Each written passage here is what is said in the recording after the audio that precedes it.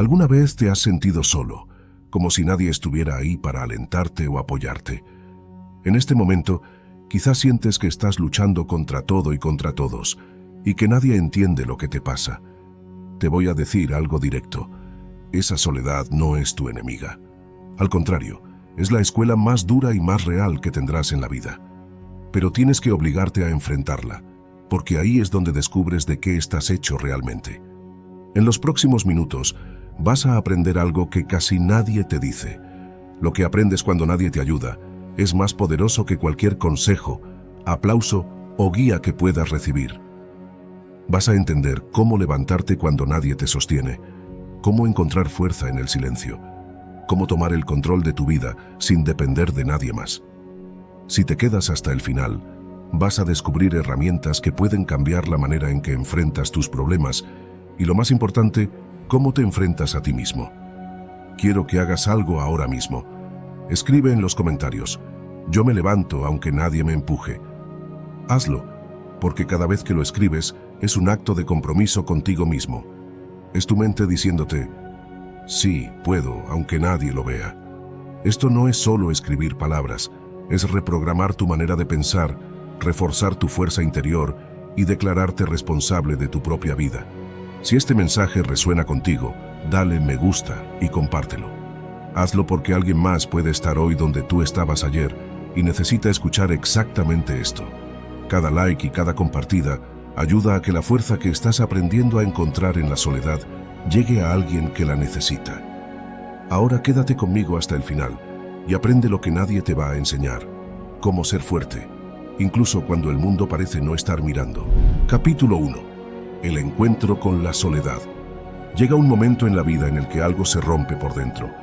No es un ruido fuerte, no es una explosión, es más bien un silencio. Miras alrededor y no hay nadie para aconsejarte, nadie para decirte qué hacer, nadie para empujarte cuando dudas. Las personas que antes estaban ya no están, o están, pero no pueden ayudarte. Al principio ese momento asusta. Se siente como estar parado en medio de un cuarto oscuro sin saber dónde está la puerta. El corazón se acelera, la mente se llena de preguntas y aparece una sensación incómoda que muchos intentan evitar a toda costa: la soledad. Durante años nos enseñaron que estar solos es algo malo, que si no tienes apoyo, si no tienes compañía, algo falla en ti. Pero la vida, tarde o temprano, te demuestra otra cosa. Te pone en un punto donde no queda nadie más que tú. Y aunque duele, aunque cuesta aceptarlo, ese vacío termina siendo una escuela muy dura, pero muy honesta. Porque cuando no hay a quien llamar, no hay a quien culpar y no hay a quien pedir permiso, empieza el verdadero aprendizaje. La soledad te obliga a mirarte sin distracciones. Ya no puedes esconderte en conversaciones vacías, en opiniones ajenas o en el ruido del día a día. Estás tú contigo, y ahí empiezas a notar cosas que antes no veías. Te das cuenta de cuántas veces esperabas que otros resolvieran tus problemas, cuántas excusas usabas para no tomar decisiones, cuántas veces decías no puedo, cuando en realidad era no quiero enfrentarme a esto. La soledad no te juzga, pero tampoco te miente, te muestra tal como eres. Desde el estoicismo entendemos algo muy importante. No todo lo que te pasa está bajo tu control, pero siempre está bajo tu control cómo respondes. Cuando estás solo, esta idea deja de ser una frase bonita y se vuelve real, porque ya no hay a quien reclamarle. Ya no puedes decir es culpa de los demás. Te queda una sola opción: hacerte cargo. Y aunque al principio eso pesa, también libera, porque cuando aceptas que parte de tu vida depende de ti, recuperas poder. Muchos confunden la soledad con el abandono. No es lo mismo. El abandono es cuando alguien se va y te deja herido. La soledad, en cambio, puede ser un espacio para reconstruirte. Es el momento en el que empiezas a escucharte de verdad, a distinguir lo que tú piensas de lo que otros te metieron en la cabeza durante años, a reconocer qué quieres, qué no quieres y qué ya no estás dispuesto a seguir soportando. El cerebro necesita silencio para ordenar ideas. Cuando todo es ruido, el sistema nervioso vive en alerta constante. La soledad bien vivida baja ese ruido. Permite que la mente se calme poco a poco, no de golpe, no mágicamente, pero sí con el tiempo. Empiezas a pensar con más claridad, a reaccionar menos por impulso, a entender mejor tus emociones sin pelearte con ellas. Los estoicos hablaban mucho de esto, aunque no usaban la palabra soledad como la usamos hoy. Ellos hablaban de retirarse hacia adentro, de observarse. Marco Aurelio escribía para sí mismo, no para agradar a otros. Entendía que si no aprendes a estar contigo, siempre serás dependiente de lo que pasa afuera. Y cuando todo afuera falla, te derrumbas. En este encuentro con la soledad también aparece el miedo. Miedo a equivocarte, miedo a no ser suficiente, miedo a no poder. No intentes eliminar ese miedo. Escúchalo. El miedo no siempre viene a frenarte. Muchas veces viene a mostrarte dónde necesitas fortalecerte. Cuando nadie te ayuda, descubres que puedes hacer cosas con miedo, que no necesitas sentirte seguro para avanzar, que puedes dar un paso aunque las piernas tiemblen. Poco a poco algo cambia. Empiezas a confiar más en ti. No porque te creas perfecto, sino porque sabes que puedes aprender, que si te equivocas puedes corregir, que si caes puedes levantarte. Esa confianza no nace de palabras bonitas, nace de la experiencia directa de haberte sostenido cuando nadie más lo hizo. Este capítulo no es una invitación a aislarte del mundo, ni a rechazar a los demás. Es una invitación a no huir cuando te toque estar solo, a no llenar ese vacío con cualquier cosa solo para no sentirlo. Porque en ese silencio incómodo se está formando algo importante. Se está formando tu carácter. El encuentro con la soledad marca el inicio de un cambio profundo. Es el punto donde dejas de vivir esperando que alguien más te salve y empiezas a construir desde dentro. No es un camino fácil, pero es un camino honesto. Y cuando lo recorres, ya no vuelves a ser el mismo. Porque descubres algo esencial. Aunque nadie te ayude, tú puedes empezar. Y eso, aunque ahora no lo veas, es una de las mayores fortalezas que una persona puede desarrollar. Capítulo 2. La fuerza que no hace ruido. Cuando estás solo surge un tipo de fuerza que casi nadie reconoce, porque no hace ruido ni busca aplausos. No se muestra en redes, no se anuncia con palabras grandes y no necesita espectadores para existir. Aparece en los momentos en que nadie te anima, cuando nadie te empuja a seguir adelante, cuando no hay ojos que vean tu esfuerzo. Es la fuerza que permite levantarte un día más, continuar a pesar del cansancio, la confusión o el miedo. Muchos creen que ser fuerte es no mostrar debilidad, no llorar o aparentar seguridad, pero la verdadera fuerza no tiene nada que ver con la apariencia. Se trata de sostenerse cuando nadie está mirando. Es levantarse aunque no se tengan ganas, cumplir con las propias responsabilidades aunque nadie lo reconozca y seguir avanzando aunque los resultados tarden en llegar. Esa fuerza es silenciosa, pero construye todo lo que realmente importa. Estar solo enseña algo que pocas personas comprenden. El cerebro aprende más en la dificultad que en la comodidad. Cuando todo va bien, la mente se relaja y apenas se activa. Pero cuando las cosas se complican y no hay apoyo, surgen recursos internos que antes ni se sospechaban. Se aprende a pensar antes de reaccionar, a respirar cuando la emoción sube y a no dramatizar cada dificultad. No porque el dolor desaparezca, sino porque se entiende que el exceso de reacción desgasta y distrae. El estoicismo lo explica de manera clara. La fortaleza verdadera no consiste en dominar a otros, sino en dominarse a sí mismo. No se trata de volverse frío ni insensible, sino de responder con calma y coherencia, incluso cuando nadie aplaude. Estar solo permite descubrir si lo que se hace es por convicción o por la búsqueda de reconocimiento. Esa claridad cambia la forma de vivir y de enfrentar la vida. En soledad, los actos correctos dejan de necesitar aprobación externa. Antes, cuando nadie notaba un esfuerzo, podía surgir frustración. Con el tiempo se aprende que lo importante es saber que se hace lo correcto, aunque nadie lo vea. Esa certeza interna reemplaza la necesidad de aplausos y genera una tranquilidad profunda. El cuerpo y la mente se liberan de la tensión constante que produce esperar validación. La toma de decisiones se vuelve más clara y serena, sin depender del juicio de otros. Estar solo también enseña a elegir con inteligencia. Se aprende a no gastar energía en conflictos que no lo merecen, a no demostrar siempre que se tiene razón y a reservar fuerzas para lo que realmente importa. No es rendirse, sino aprender a usar la energía de manera sabia, a avanzar cuando toca y esperar cuando es necesario. La fuerza silenciosa demuestra que sostenerse no es orgullo ni aislamiento. Significa no depender de los demás para continuar. Si alguien ayuda, se agradece.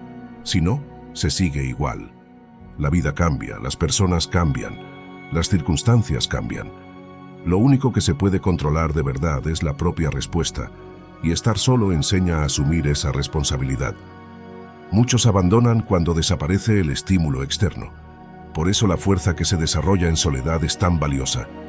Acompaña incluso cuando todo se apaga. Se entrena en lo cotidiano, en lo repetitivo y en lo difícil, no en los momentos excepcionales.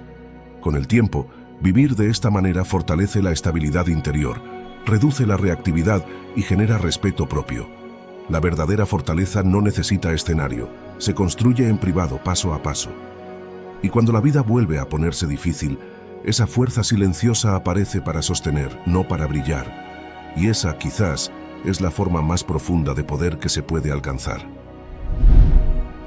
Descubre cómo dominar tu mente y liberar todo tu potencial. En nuestro ebook, El poder de la mente, aprenderás estrategias prácticas para superar tus límites, fortalecer tu enfoque y transformar tu mentalidad en una herramienta imparable hacia el éxito. Haz clic en el primer comentario fijado para obtenerlo ahora mismo. Capítulo 3. Hacerse cargo. Hay una idea que duele aceptar, pero que cuando finalmente la entiendes te cambia la vida. Nadie va a venir a salvarte. No va a llegar la persona perfecta, la oportunidad perfecta ni el momento ideal para arreglarlo todo por ti. Al principio esta idea suena dura, incluso injusta, pero cuando la miras con calma descubres que no es pesimista. Es liberadora, porque en el momento en que aceptas que nadie te va a rescatar, recuperas algo muy valioso: el control sobre tu propia vida. Durante mucho tiempo es fácil vivir buscando culpables. Culpamos a la infancia, a la pareja, al trabajo, a la economía, a la mala suerte. Y ojo, muchas de esas cosas influyen, claro que sí. Hay personas que crecieron con carencias reales, con heridas profundas y con pocas oportunidades. Negar eso sería injusto, pero una cosa es reconocer lo que te pasó y otra muy distinta es quedarte atrapado ahí para siempre. Cuando usas el pasado solo como explicación te ayuda. Cuando lo usas como excusa te frena. Hacerse cargo no significa castigarte ni decirte que todo es culpa tuya. Eso no es responsabilidad, eso es maltrato interno. Hacerse cargo significa aceptar que, aunque no elegiste muchas cosas que te ocurrieron, sí eliges qué haces con ellas ahora. Significa dejar de esperar que el mundo cambie para empezar tú a cambiar. Y eso, aunque da miedo, te devuelve dignidad. Desde la psicología sabemos que el cerebro necesita sentir control para funcionar mejor. Cuando una persona vive convencida de que todo depende de otros, entra en un estado de impotencia. Se cansa, se frustra y se apaga. En cambio, cuando empieza a tomar pequeñas decisiones conscientes, el cerebro responde distinto. Se activa la motivación, aparece la energía y vuelve la sensación de dirección. No porque la vida sea más fácil, sino porque ya no estás parado esperando. El estoicismo habla mucho de esto. Epicteto decía que hay cosas que dependen de nosotros y cosas que no. Cuando mezclamos ambas, sufrimos innecesariamente. No depende de ti lo que otros hagan, pero sí depende de ti cómo reaccionas.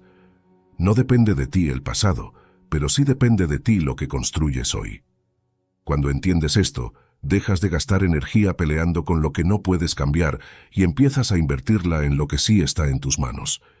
Hacerse cargo también implica mirarte con honestidad, reconocer errores sin justificarte todo el tiempo, aceptar que a veces elegiste mal, que te quedaste donde no debías, que dijiste sí cuando querías decir no.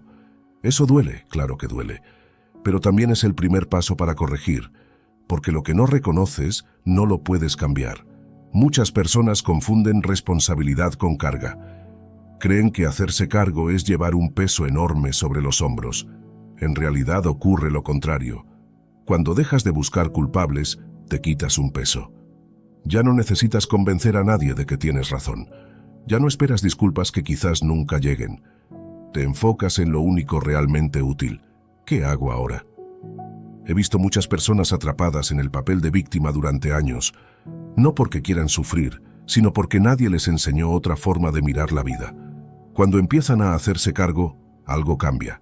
No se vuelven frías ni duras, se vuelven más claras, más firmes. Empiezan a tomar decisiones pequeñas pero constantes, y esas decisiones, con el tiempo, transforman la vida. Hacerse cargo también significa aceptar las consecuencias de tus actos sin hundirte por ellas. Si te equivocas, aprendes. Si fallas, corriges.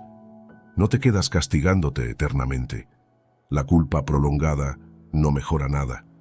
La responsabilidad consciente sí, te permite crecer sin destruirte. Cuando asumes que tu vida es tuya, algo se ordena por dentro. Dejas de esperar permisos. Dejas de justificarte tanto. Empiezas a preguntarte menos por qué me pasó esto y más qué puedo hacer ahora. Esa pregunta, aunque simple, es poderosa, porque te saca del pasado y te coloca en el presente. Madurar no es tener todas las respuestas, es dejar de esperar que otros las tengan por ti. Es entender que nadie va a vivir tu vida en tu lugar. Y lejos de ser una condena, eso es una oportunidad. Porque si la vida es tuya, también es tu responsabilidad construirla. Paso a paso, con errores, con dudas, pero con dirección. Cuando te haces cargo, ya no eres un espectador de tu historia. Te conviertes en protagonista. Y aunque el camino siga siendo difícil, ya no caminas esperando que alguien te cargue. Caminas sabiendo que, pase lo que pase, puedes responder. Y esa certeza, sencilla pero profunda, es una de las formas más claras de libertad que existen. Capítulo 4. Desarrollar criterio propio. Durante gran parte de la vida, muchas personas aprenden a decidir mirando hacia afuera. Preguntan qué es lo correcto, qué se espera de ellas, qué dirán los demás. Se acostumbran a seguir opiniones ajenas como si fueran instrucciones obligatorias. Esto ocurre sin darse cuenta, poco a poco, hasta que un día sienten que viven una vida que no les pertenece del todo. Ahí empieza una incomodidad silenciosa que empuja a algo necesario: desarrollar criterio propio. Desarrollar criterio propio no significa dejar de escuchar a los demás ni creer que uno siempre tiene la razón. Significa aprender a pensar antes de obedecer. Significa escuchar consejos, pero no tragarlos sin masticar. Cada persona tiene una historia distinta, heridas distintas y necesidades distintas. Por eso, lo que le funciona a uno no siempre le sirve a otro. Cuando se entiende esto, empieza un cambio profundo. Muchas decisiones equivocadas no se toman por falta de inteligencia, sino por miedo a incomodar, a equivocarse o a quedar mal. Se dice que sí cuando se quiere decir no. Se sigue un camino que no convence solo porque así se hace. Con el tiempo, ese hábito pasa factura. Aparece el cansancio, la frustración y la sensación de estar viviendo en piloto automático. El cuerpo se tensa y la mente se llena de dudas porque algo interno no está alineado. Desde la psicología se sabe que el cerebro necesita coherencia interna para sentirse en calma. Cuando una persona actúa constantemente en contra de lo que siente o piensa, el sistema nervioso entra en conflicto. Aparecen la ansiedad, el estrés y la inseguridad. En cambio, cuando se empieza a tomar decisiones más acordes a la propia experiencia, la mente se ordena. No porque todo salga bien, sino porque hay congruencia. El estoicismo enseña que no todo consejo es sabiduría y no toda opinión merece ser seguida. Marco Aurelio advertía sobre el peligro de vivir según el juicio ajeno. Cuando una persona entrega su criterio, también entrega su paz. Desarrollar criterio propio implica hacerse responsable de las decisiones, con sus aciertos y errores. No para castigarse, sino para aprender. Cuestionar no es rebelarse por rebeldía, es detenerse y preguntarse: ¿esto tiene sentido para mí? ¿Esto va con la vida que quiero construir? ¿Esto me acerca o me aleja de lo que necesito? Estas preguntas no siempre tienen respuestas rápidas, pero abren un espacio de reflexión que antes no existía. En ese espacio nace el criterio. También es importante entender que desarrollar criterio propio puede generar incomodidad en otros. Cuando alguien deja de obedecer automáticamente, deja de ser predecible. Algunas personas se molestan, otras intentan corregir, otras se alejan. Esto duele, pero es parte del proceso. Vivir tratando de agradar a todos tiene un costo muy alto: perderse a uno mismo. Tener criterio no significa no equivocarse. De hecho, muchas veces implica equivocarse más al principio, pero esos errores son distintos. No vienen de la imposición externa, sino de decisiones propias. Y eso cambia todo, porque incluso cuando algo sale mal, queda la tranquilidad de haber actuado con honestidad interna. Ese aprendizaje es mucho más valioso que acertar siguiendo órdenes ajenas. Con el tiempo, el criterio se fortalece. Ya no hace falta justificar cada decisión. Ya no se vive pidiendo permiso. Se aprende a escuchar opiniones sin sentirse obligado a seguirlas. Se aprende a decir gracias sin decir sí. Se aprende a elegir desde la calma y no desde la presión. Desarrollar criterio propio es un proceso lento, pero liberador. No convierte a nadie en experto en todo, pero sí en alguien más consciente. Es aprender a confiar en lo vivido, en lo aprendido y también en los errores. Es respetarse lo suficiente como para decidir por cuenta propia, aunque otros no estén de acuerdo. Cuando una persona desarrolla criterio, deja de ser arrastrada por el ruido externo. Camina con más firmeza, no porque tenga todas las respuestas, sino porque sabe escucharse. Y en una vida donde nadie siempre va a estar para ayudar, ese criterio se convierte en una de las herramientas más importantes para mantenerse en pie sin perderse en el camino. Capítulo 5. La paciencia como fortaleza. La vida moderna enseñó a muchas personas a querer todo de inmediato. Si algo tarda, parece que no funciona. Si el cambio no se nota rápido, se piensa que no vale la pena. Esta forma de pensar genera mucha frustración, porque la mayoría de las cosas importantes en la vida no crecen rápido. Se construyen despacio, paso a paso, muchas veces sin que se note al principio. Aprender esto no es fácil, pero es necesario para no rendirse antes de tiempo. La paciencia suele confundirse con quedarse quieto o resignarse. Pero no es eso. La paciencia verdadera es seguir haciendo lo que corresponde, aunque los resultados no aparezcan enseguida. Es levantarse y cumplir con lo que se decidió, aun cuando no haya señales claras de avance.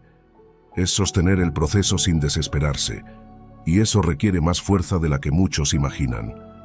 Desde la psicología se sabe que el cerebro busca recompensas rápidas. Cuando no las recibe, se frustra y pierde motivación. Por eso tanta gente abandona hábitos, proyectos o cambios personales. No porque no puedan, sino porque esperan resultados demasiado pronto. La paciencia entrena al cerebro a tolerar la espera. Enseña a confiar en el proceso y no solo en el resultado. El estoicismo siempre habló del tiempo como un aliado, no como un enemigo. Marco Aurelio decía que todo tiene su ritmo y que forzar las cosas solo genera desgaste. Crecer no es un evento rápido, es un proceso continuo. Cambiar una forma de pensar, sanar una herida o construir una vida más estable lleva tiempo. Negarlo solo produce más ansiedad. Cuando se aprende a ser paciente, la relación con los errores también cambia. Ya no se ven como fracasos definitivos, sino como parte del camino. Un tropiezo no significa retroceder, significa aprender. La paciencia permite seguir adelante sin castigarse por no ser perfecto. Permite entender que avanzar lento no es lo mismo que no avanzar. Muchas personas se presionan comparándose con otros. Miran el ritmo ajeno y sienten que van tarde. Pero cada proceso es distinto. Cada historia tiene su propio tiempo. Compararse solo añade ruido y desánimo. La paciencia enseña a respetar el propio ritmo, a entender que no todo se puede apurar y que exigir resultados inmediatos solo desgasta. La constancia nace de la paciencia. No se trata de hacer grandes esfuerzos por poco tiempo, sino de hacer pequeños esfuerzos de manera sostenida. Eso es lo que realmente transforma. Un paso cada día, aunque sea pequeño, tiene más fuerza que un gran impulso que dura poco. El cuerpo y la mente se adaptan mejor cuando el cambio es gradual. Como neurólogo, se sabe que el cerebro aprende por repetición, no por urgencia. Repetir una acción, una idea o un hábito con calma permite que se vuelva parte natural de la vida. La prisa, en cambio, activa el estrés y bloquea el aprendizaje. Por eso la paciencia no solo fortalece el carácter, también protege la salud mental. Aprender a esperar sin rendirse cambia la forma de vivir. Se deja de vivir apurado, siempre mirando el resultado final. Se empieza a valorar el camino.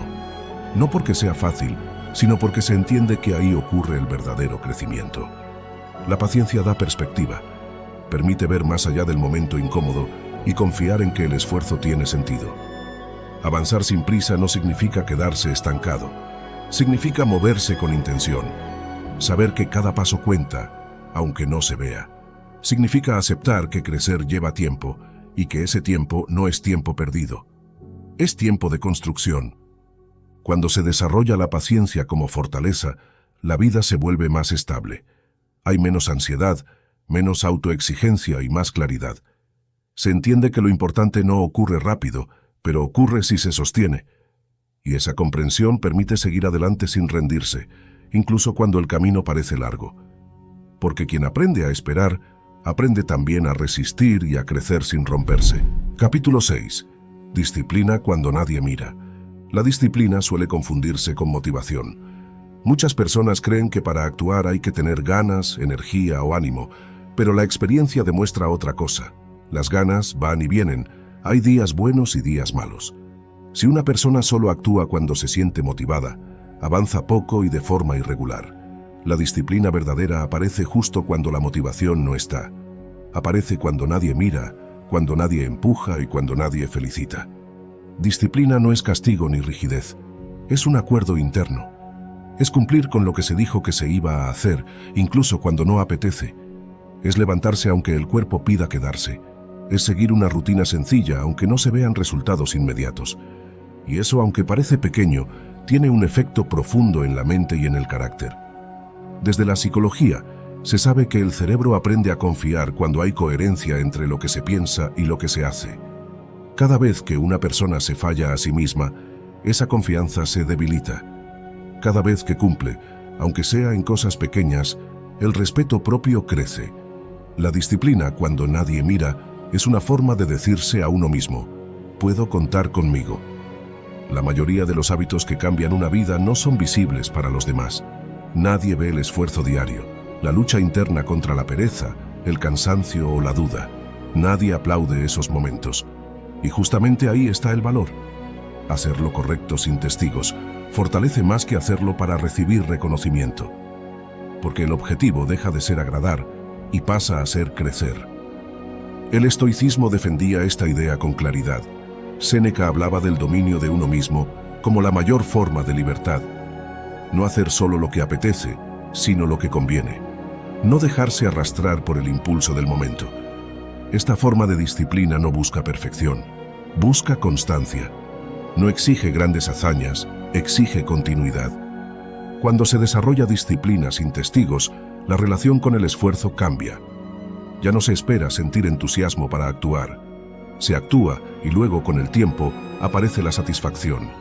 Este cambio es importante, porque convierte a la persona en su propio motor. Ya no depende del ánimo del día ni de la opinión ajena. Depende de su compromiso. También es importante entender que la disciplina no tiene que ser extrema. No se trata de exigirse hasta romperse. Se trata de establecer hábitos simples y sostenibles, pequeños actos repetidos con regularidad. Dormir mejor, moverse un poco, cumplir horarios básicos, cuidar la palabra dada. Estas acciones, aunque sencillas, crean estructura. Y la estructura da estabilidad. Desde la neurología se sabe que el cerebro se adapta a la repetición. Cuando una conducta se repite de forma constante, se vuelve más fácil. Al principio cuesta, luego se automatiza. Por eso la disciplina no se siente igual al inicio que después de un tiempo. Lo difícil no es seguir para siempre, lo difícil es empezar y sostener al principio. Muchas personas abandonan justo antes de que el hábito empiece a consolidarse. Se cansan de no ver cambios rápidos, pero la disciplina enseña a seguir aunque no se note nada, a confiar en el proceso, a entender que lo que se está construyendo no es solo un resultado externo, sino una forma de ser más firme y confiable. Cumplir con uno mismo tiene un efecto silencioso pero profundo. Aumenta la autoestima real, no la que depende de palabras bonitas, sino la que nace del respeto propio. Esa autoestima no se derrumba con facilidad, porque no depende de aplausos ni de aprobación. Depende de hechos. Construirse en silencio no significa aislarse ni despreciar el reconocimiento. Significa no necesitarlo para avanzar. Si llega, se agradece. Si no, no detiene el camino. Esta forma de vivir Da mucha libertad porque la persona deja de ser rehén de la opinión ajena.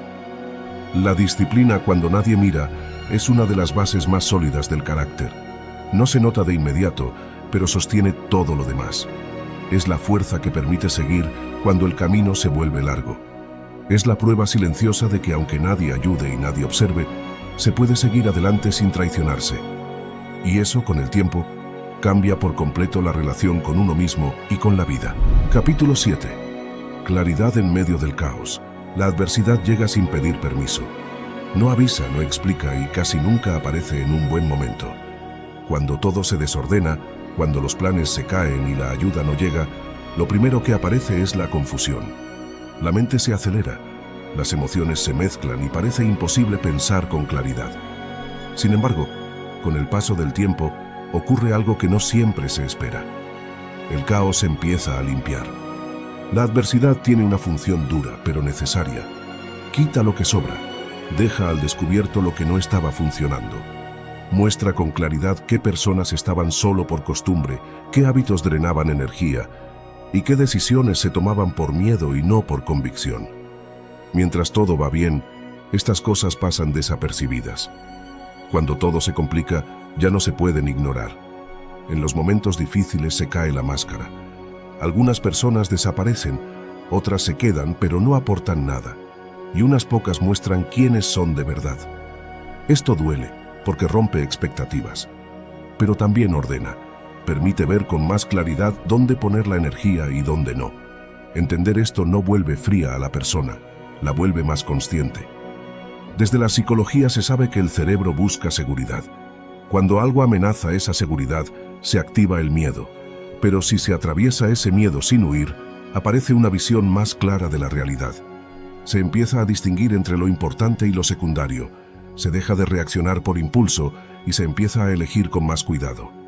El estoicismo siempre habló de la claridad como una consecuencia del orden interior. Marco Aurelio insistía en simplificar, en eliminar lo innecesario, en no cargar con lo que no corresponde. La adversidad obliga a hacer eso, aunque no se quiera. Ya no hay energía para todo, ya no se puede complacer a todos, y eso obliga a poner límites. Poner límites no es atacar ni alejarse con rabia. Es decidir hasta dónde sí y hasta dónde no. Es reconocer qué situaciones generan desgaste y cuáles aportan calma. Muchas personas nunca aprenden a poner límites porque tienen miedo de quedarse solas. Pero cuando la adversidad llega, ese miedo se enfrenta de golpe. Y entonces aparece una verdad difícil de aceptar, pero liberadora. Estar solo a veces es mejor que estar mal acompañado. La claridad también aparece en las decisiones diarias. Se deja de hacer cosas solo por costumbre. Se empieza a preguntar si algo realmente suma o solo ocupa espacio. Esto aplica a relaciones, trabajos, rutinas y pensamientos. El caos obliga a simplificar, porque no hay fuerzas para sostener lo que no tiene sentido. El cerebro bajo estrés prolongado aprende a priorizar. Elimina lo accesorio para sobrevivir. En ese proceso, muchas personas descubren que vivían sobrecargadas de compromisos innecesarios, de explicaciones que no hacían falta y de preocupaciones que no estaban bajo su control. La adversidad reduce el ruido. No volverse frío significa no cerrar el corazón, pero sí cerrar la puerta a lo que daña. Significa aprender a cuidar la propia paz sin sentirse culpable. Significa dejar de justificar a quienes hieren, de aguantar por costumbre y de insistir donde ya no hay respuesta. Esa claridad no llega de un día para otro, pero cuando llega, cambia la forma de vivir. Con más claridad, las decisiones se vuelven más simples, no más fáciles, pero sí más claras. Se sabe cuándo quedarse y cuándo irse, cuándo hablar y cuándo callar, cuándo insistir y cuándo soltar. Esta claridad no necesita explicarse demasiado. Se siente como una calma firme, incluso en medio del caos. La adversidad no viene a destruir, aunque lo parezca. Viene a mostrar, viene a ordenar desde lo profundo. Y quienes atraviesan ese proceso con honestidad descubren algo importante. No necesitan llenar el silencio con cualquier compañía, ni el vacío con cualquier cosa. Aprenden a elegir mejor. Claridad en medio del caos es entender que no todo lo que se pierde es una pérdida. Algunas ausencias son alivios, algunas rupturas son aperturas, y algunos momentos difíciles son el inicio de una vida más simple, más consciente y más alineada con lo que realmente importa. Si esta idea resuena contigo, espera a escuchar lo que viene en el siguiente capítulo. Y si quieres ir más profundo, te dejo en pantalla un video que conecta perfecto con lo que acabas de aprender. Capítulo 8. Independencia emocional. Durante mucho tiempo, muchas personas aprenden a medir su valor según lo que reciben de los demás. Una palabra de apoyo, una respuesta rápida, una muestra de cariño parecen necesarias para sentirse bien. Cuando eso está, hay calma. Cuando falta, aparece la ansiedad, la inseguridad y el miedo a no ser suficiente. Esta dependencia emocional no nace por debilidad, nace por costumbre. Se aprende sin darse cuenta y se vuelve una carga pesada con los años. La independencia emocional comienza cuando se entiende algo fundamental. Nadie puede sostener el mundo emocional de otra persona de forma permanente. Los demás pueden acompañar, apoyar y querer, pero no pueden hacerse cargo de lo que uno siente por dentro. Cuando se espera que otros regulen las emociones propias, se vive en un estado constante de espera y frustración. Aprender a sostenerse a uno mismo cambia esa dinámica. Regularse emocionalmente no significa no sentir, significa no desbordarse por todo. Significa aprender a atravesar un mal día sin destruirse, a tolerar una ausencia sin derrumbarse, a recibir una crítica sin que eso defina el propio valor. Esto no ocurre de un día para otro. Es un proceso que se construye con práctica, conciencia y paciencia. Desde la psicología se sabe que una autoestima sana no depende de estímulos constantes. Cuando una persona necesita confirmación externa todo el tiempo, el sistema nervioso vive en alerta. Está siempre esperando algo. En cambio, cuando se desarrolla independencia emocional, el cuerpo se relaja. Hay más estabilidad interna, incluso cuando afuera las cosas no están bien. El estoicismo enseñaba que la tranquilidad no puede depender de lo que no se controla. Opiniones ajenas, reacciones de otros y cambios externos están fuera del control personal. Basar la autoestima en eso es vivir en terreno inestable. Marco Aurelio insistía en que la verdadera fortaleza está en gobernar la mente propia, no en intentar controlar a los demás. Independencia emocional no significa aislarse ni rechazar el afecto. Significa no necesitarlo para sobrevivir emocionalmente. El cariño se disfruta, no se mendiga. La compañía se elige, no se suplica. Cuando se entiende esto, las relaciones cambian. Se vuelven más sanas, más libres y menos cargadas de exigencias. Muchas personas confunden amor con necesidad. Se quedan en vínculos que duelen por miedo a estar solas. Aceptan migajas emocionales con tal de no enfrentar el vacío. Pero ese vacío no se llena con personas. Se llena con presencia interna, con autoconocimiento y con respeto propio. La independencia emocional permite estar con otros sin perderse. Aprender a sostenerse también implica aprender a hablarse mejor. El diálogo interno importa más de lo que se cree. Cuando algo sale mal, la forma en que una persona se trata a sí misma marca la diferencia. Castigarse, insultarse o desvalorizarse solo aumenta el dolor. Acompañarse con firmeza y respeto ayuda a atravesar cualquier momento difícil. Desde la neurología se sabe que el cerebro aprende por repetición. Si se repite la idea de que uno no vale sin aprobación, esa creencia se fortalece. Si se empieza a repetir, con hechos, que se puede estar bien sin validación externa constante, el cerebro se adapta.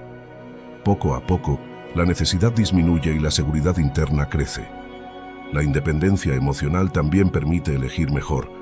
Cuando no se actúa desde la carencia, las decisiones son más claras. Ya no se acepta cualquier trato. Ya no se persigue a quien no responde. Ya no se fuerza lo que no fluye. Se empieza a elegir desde la calma y no desde el miedo. Esto no elimina el dolor por completo. Habrá momentos de tristeza, soledad o decepción. La diferencia es que esos momentos ya no destruyen. Se sienten, se atraviesan y pasan. No definen a la persona ni su valor. La autoestima deja de ser frágil y se vuelve más estable. Independencia emocional es libertad, libertad de ser sin pedir permiso, libertad de sentir sin depender, libertad de elegir sin necesidad. No vuelve a nadie frío, lo vuelve más entero. Y cuando una persona se vuelve emocionalmente independiente, ya no busca que otros la completen. Comparte desde la plenitud, no desde la falta. Y esa forma de vivir transforma profundamente la relación consigo mismo y con los demás. Recuerda seguirnos en nuestra cuenta de TikTok, @diarioestoicoit, y en nuestras otras redes sociales como Facebook, Instagram, Telegram y Twitter. Capítulo 9. Aceptar las despedidas. En la vida, una de las experiencias más difíciles es aprender a decir adiós. No todos permanecen, no todas las personas cumplen las expectativas y no todos los caminos se cruzan para siempre. Al principio, las despedidas duelen, generan vacío y muchas veces rabia. Sin embargo, entender que la permanencia de los demás no define el propio valor es un paso fundamental hacia la madurez emocional. La ausencia de otros no quita dignidad, ni fuerza, ni capacidad de seguir adelante. Aceptar una despedida no significa indiferencia, sino comprensión.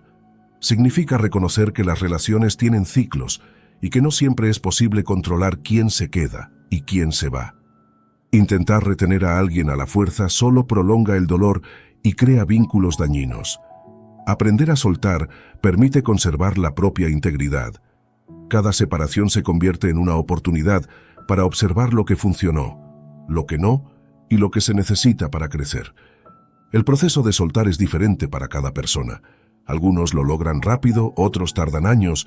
No hay un tiempo estándar, pero sí hay un camino. Primero se reconoce la emoción, tristeza, miedo, enojo. Después, se acepta que la emoción no desaparecerá de inmediato y que eso está bien. Finalmente se aprende a mirar hacia adelante, sin perder lo aprendido del vínculo, pero sin aferrarse al pasado. En la soledad que deja una despedida, también se encuentra un espacio de autodescubrimiento. Se entiende que uno puede ser suficiente para sí mismo. Se reconoce que el hogar más seguro no está afuera, en los otros, sino dentro del propio ser. Cuando se comprende esto, la dependencia emocional disminuye y se construye una estabilidad que no depende de la presencia ajena.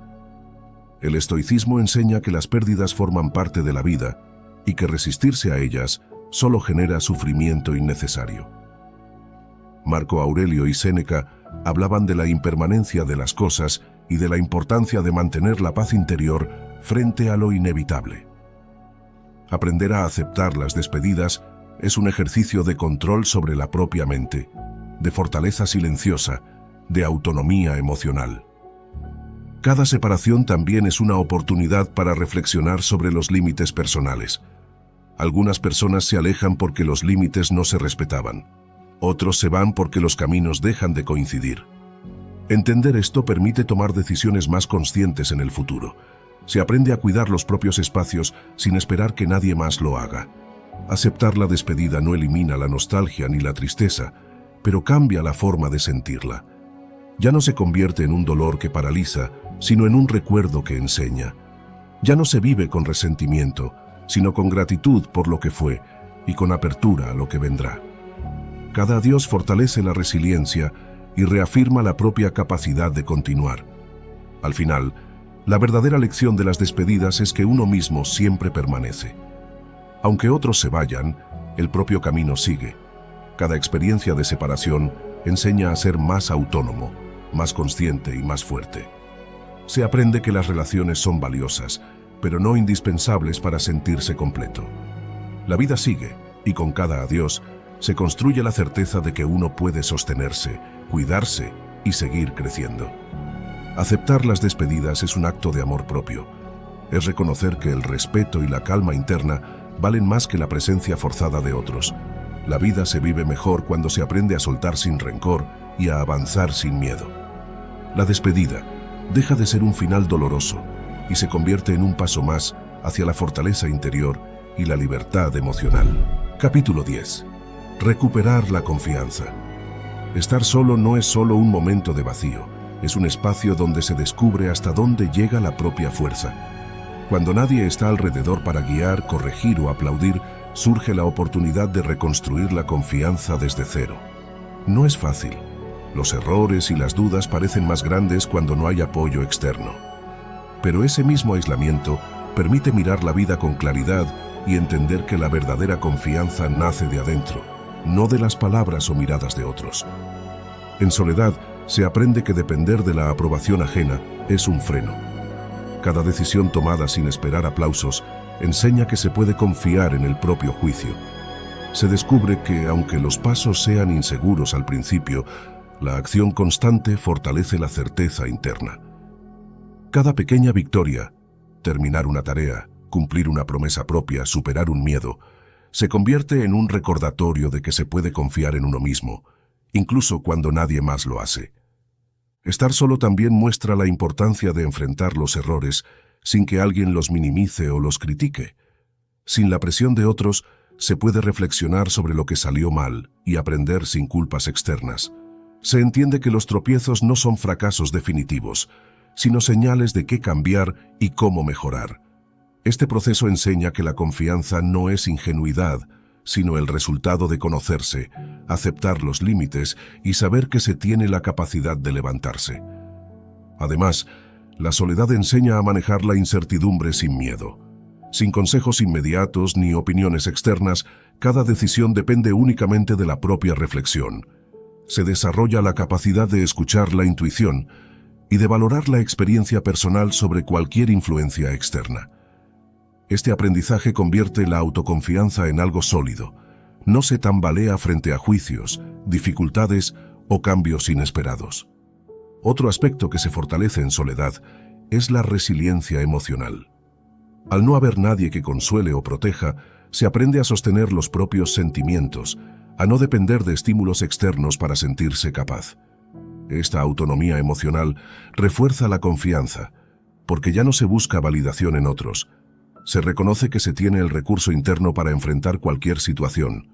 Cada momento de quietud se vuelve un entrenamiento silencioso para creer en uno mismo y en la capacidad de seguir adelante. Finalmente, aprender a confiar en soledad permite tomar decisiones desde la libertad, no desde la necesidad. Cuando nadie te observa, no hay presión ni expectativas externas, solo queda la claridad de lo que realmente conviene. Esto enseña que la confianza verdadera no necesita testigos. Se construye paso a paso, en silencio, enfrentando miedos, errores y dudas, sin depender de otros. Quien aprende a confiar estando solo, descubre algo profundo, que la mente entrenada y la voluntad firme son suficientes para sostener la vida. La soledad deja de ser miedo y se convierte en escuela. Cada caída se convierte en lección, cada decisión en acto de autonomía, y cada día en una oportunidad para fortalecerse. La confianza que nace de la soledad no es frágil ni temporal, es una fortaleza silenciosa que acompaña en todos los caminos, recordando que incluso sin nadie a los lados, se tiene la capacidad de levantarse, actuar y crecer. Si has disfrutado del contenido, te invitamos a suscribirte y a darle like para apoyarnos. Comparte este video con tus familiares o seres queridos si crees que les puede ser útil. Al terminar verás 2 opciones de videos adicionales que hemos seleccionado especialmente para acompañarte en tu desarrollo personal. Un fuerte abrazo.